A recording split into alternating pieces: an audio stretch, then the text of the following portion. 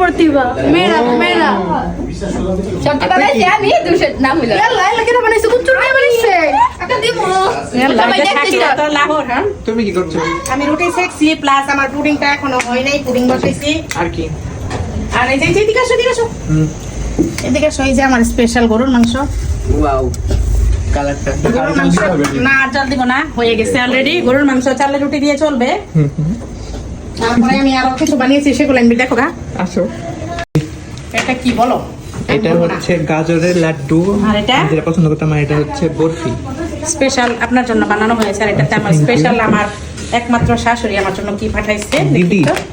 হ্যাঁ, ওয়াও, দিদি তো আরো কালারফুল জিনিস পাঠাইছে, সব গাজর সুজি। ওয়াও, হাঁসের তরকারি। এগুলো আমার দাদি পাঠাইছে না? এগুলো কে দিয়েছে? এগুলো পাঠাইছে তোমার আপনি। আপমনি। হ্যাঁ, আজকে বাদন চাচুর বার্থডে। আর এইগুলো পাঠাইছে আমার পাঁচতলার প্রিয় আপা। ওয়াও, এটা কি? এটা গরুর মাংস, এটা ছোট মাছের চচ্চড়ি, এটা শাক ভাজি, এটা মিষ্টি লাউ, এটা সবজি খিচুড়ি। ওয়াও, আর এখানে একটা আমি তোমাদের জন্য করে রেখেছিলাম ডিম টোস্ট। আচ্ছা। আর এই যে দুই পিচ্ছি হুজুর। যাক, তুই তাহলে কাম টাম শিখতাছ।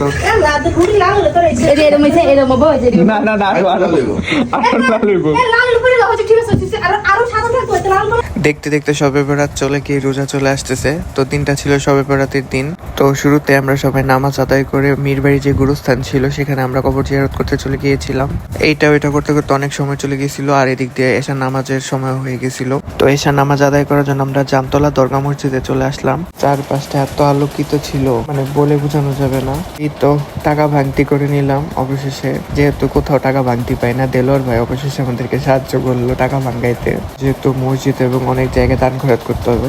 তো এই তো বড় ভাই ব্রাদার্সরা সবাই দাঁড়ায় ছিল। সবাই অনেকদিন পর একসাথে একত্রিত হইলাম, অনেক ভালো লাগলো, দেখা সাক্ষাৎ হইলো।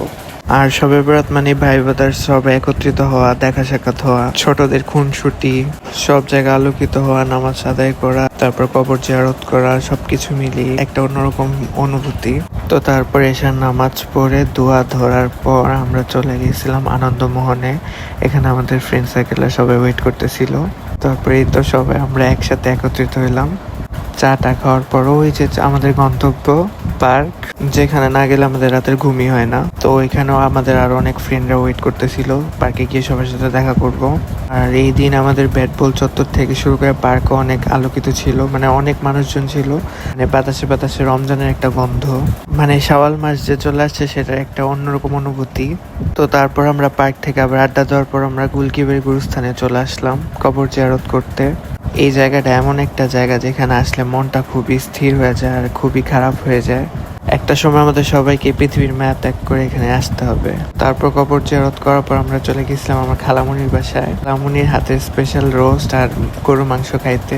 দেন আমি বাসায় চলে যাই, আর ওরা সবাই রুটি হালুয়া খাওয়ার জন্য আমার বাসায় এসে হাজির। তারপর আমরা সবাই একসাথে বড় মসজিদে চলে গেলাম, যেখানে রাতের নামাজ আদায় করব, মানে শবে বরাতের যে মেন নামাজ। তো তার আগে আমরা একটু ঘুরে নিতেছিলাম। বড় মসজিদের সামনে অনেক দোকান বসছিল, তো আমরা একটু আচার টাচার অনেক কিছুই খাইছি, মানে যেগুলো না খাইলেই নয়। প্রচুর মানুষজন ছিল আর একদম মেলার মতো দুনিয়ার স্টল বসছিল। তারপর এদিক দিয়ে অনেক এনজয় করার পর আমাদের সময় হয়ে গেছিল নামাজ পড়া। তো সব একে একে উজু করে আমরা বড় মসজিদে চলে গেলাম নামাজ পড়তে। তো নামাজ টামাজ পড়ে যেহেতু রোজা রাখবো, তো আমরা একটু ব্রেক দেওয়ার জন্য আবার আমরা পার্কে চলে যাই আড্ডা দিতে। যেহেতু ফজরের নামাজ পড়ে আমরা বাসায় ঢুকবো, তো এদিক দিয়ে দেখতে দেখতে ফজরের আজানও দিয়ে ফেলছে। তো এই ছিল আমার শবে বরাতের ব্লগস। তো কেমন হলো সবাই অবশ্যই কমেন্ট বক্সে জানাবেন। সেই পর্যন্ত আল্লাহ হাফেজ।